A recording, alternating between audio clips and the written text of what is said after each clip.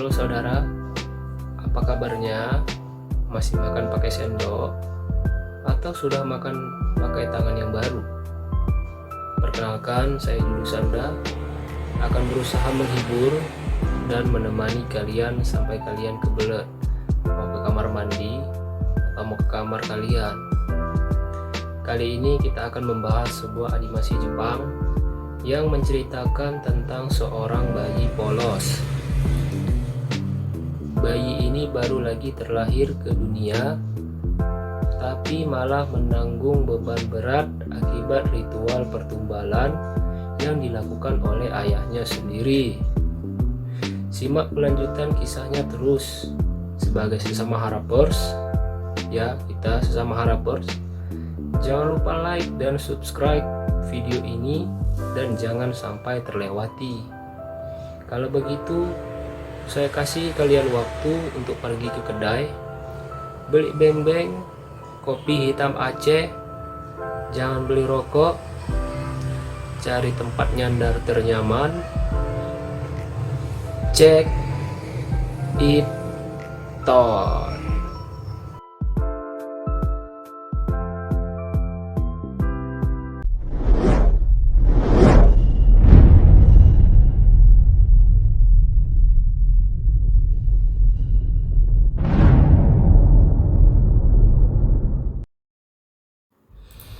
Cerita berlatar di sebuah desa pada zaman samurai. Desa ini bernama Desa Daigo. Pemimpinnya adalah bapak yang di keningnya ada tanda X tadi. Saat ini bapak X tengah menanti istrinya yang akan melahirkan buah hati pertama mereka. Sebelum istri dari bapak X ini akan melahirkan, ternyata bapak X ini pernah pergi ke sebuah kuil di dekat desanya. Kuil ini adalah kuil iblis yang disebut 12 iblis pembawa bencana. Setelah sampai di kuil dan melihat-lihat ke-12 patung iblis tersebut, Bapak X ini bertemu dengan kakek tua yang menjaga kuil dan ke-12 patung tersebut. Sebelumnya kakek penjaga kuil ini telah menasihati Bapak X ini untuk tidak melakukan ritual dengan 12 iblis tersebut karena bisa membawa bencana ke seluruh negeri. Namun Bapak X ini tidak peduli dan dengan bengisnya langsung membunuh si kakek penjaga itu. Setelah itu Bapak X ini pun segera memulai ritual persugihannya untuk bersekongkol dengan ke-12 patung iblis tersebut. Setelah semua rangkaian acara ritualnya sudah Bapak X ini lakukan, dan dengan kalimat bentakan terakhir dari Bapak X ini, tiba-tiba suasana menjadi berubah. Lilin pun mati, suasana dingin, dan petir pun langsung menyambar wajah Bapak X ini yang menjadi penyebab jidat Bapak X ini bertanda X.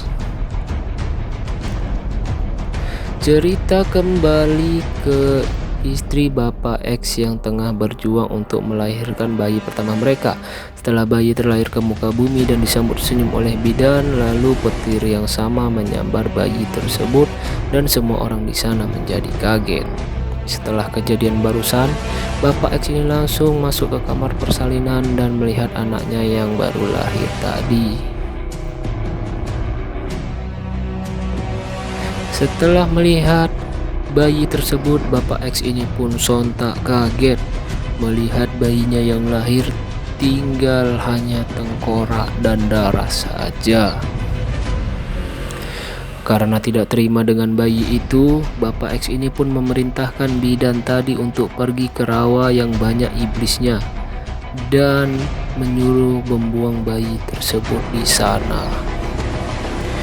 Awalnya bidan ini ingin menenggelamkan bayi tersebut ke dalam rawa ini ya guys. Namun karena melihat bayi tersebut seperti menangis dan memohon, membuat bidan ini tidak tega. Lalu bidan tersebut meletakkan bayi tersebut ke sebuah sampan kecil yang di sebelah sana dan berharap serta menyerahkan bayi tersebut kepada keberuntungan bayi itu sendiri. Setelah sampan bergerak, lalu bidan ini pun tak lama dilahap oleh iblis yang ada di rawa tersebut, guys. Waduh, selesai karir bidan ini. Waktu pun berlalu, 16 tahun kemudian di sini kita melihat seorang pria keren yang membawa samurai menuju ke sebuah desa, dan kita sebut saja pria ini dengan Aniki. Di sebuah desa tersebut ada seorang anak kecil yang tengah berdagang kepada penduduk sekitar. Kita sebut saja anak ini namanya Dororo. Saat tengah berdagang, Dororo ini didatangi oleh 5 orang om-om tidak dikenal berbadan besar dan garang. Om-om ini datang dan memarahi si Dororo ini, guys. Dan ternyata si Dororo ini bukan berdagang dengan barang dagangannya sendiri, melainkan barang-barang kelima om-om ini. Setelah dimarahi oleh om-om ini, si Dororo malah melawan dan melempar guci ke arah mereka. Tidak terima dengan perlakuan Dororo, om-om tadi pun pergi mencari Dororo yang kabur setelah melempar guci tadi. Di sebuah gang saat tengah mencari Dororo, om-om ini malah dilempar tuh dengan kuda dari atas atap rumah oleh si Dororo tadi, guys. Berani bener Dororo ini. Kalau dapat pasti kena cincang ini bakalan ini. Akhirnya Dororo itu pun ditangkap dan dihajar oleh om-om ini sampai babak belur dan tersungkur. Setelah puas mengajar Dororo dan memarahinya agar tidak melakukan kejahatan dan mencuri, Dororo malah tidak peduli, guys, dan melawan. Dia melempar batu ke salah satu om-om ini hingga mata salah satunya berdarah, guys.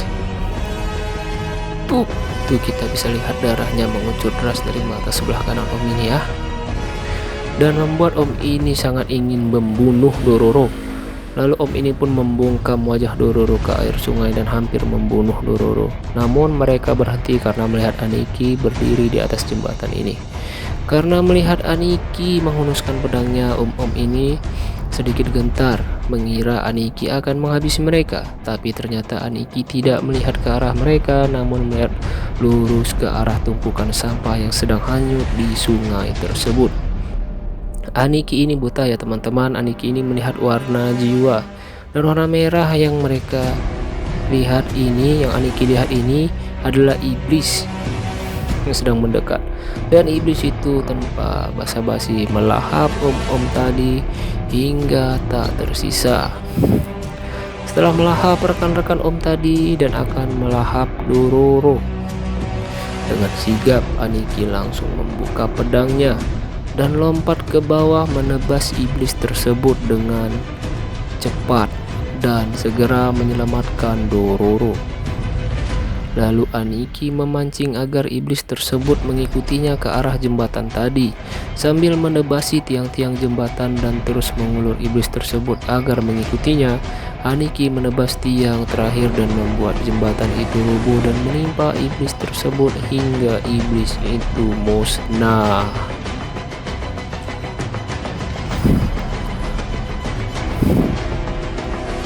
Setelah berhasil membantai iblis hitam berwujud cairan tadi, Aniki pergi mengambil pedangnya yang terjatuh di sungai tadi dan pergi menuju ke arah Dororo. Dororo yang bahagia dan sangat senang tadi pun langsung lari menghampiri Aniki yang berjalan ke arahnya dan segera memasukkan sarung pedang Aniki yang terlepas kembali ke tangan Aniki. Dororo yang kegirangan pun mencoba berbicara dan banyak bertanya kepada Aniki. Namun Aniki ini tidak bisa mendengar dan berbicara. Kalian juga harus tahu bahwa Aniki ini adalah bayi cacat yang dibuang oleh Bapak X 16 tahun yang lalu, dan sekarang menjadi samurai dengan bagian-bagian tubuh terbuat dari boneka kayu dengan istilah prostetik. Saat Dororo tengah berbicara, tiba-tiba Aniki tadi seperti merasa kesakitan dan gemetaran. Seketika wajahnya yang terbuat dari topeng kayu terjatuh dan terganti dengan wajah yang baru, yaitu wajah asli manusia miliknya yang dicuri oleh ke-12 iblis yang bersekutu dengan ayahnya si Aniki, yaitu Bapak X tadi. Kita bisa lihat wajah Aniki di sini tampan dan mulus seperti bayi.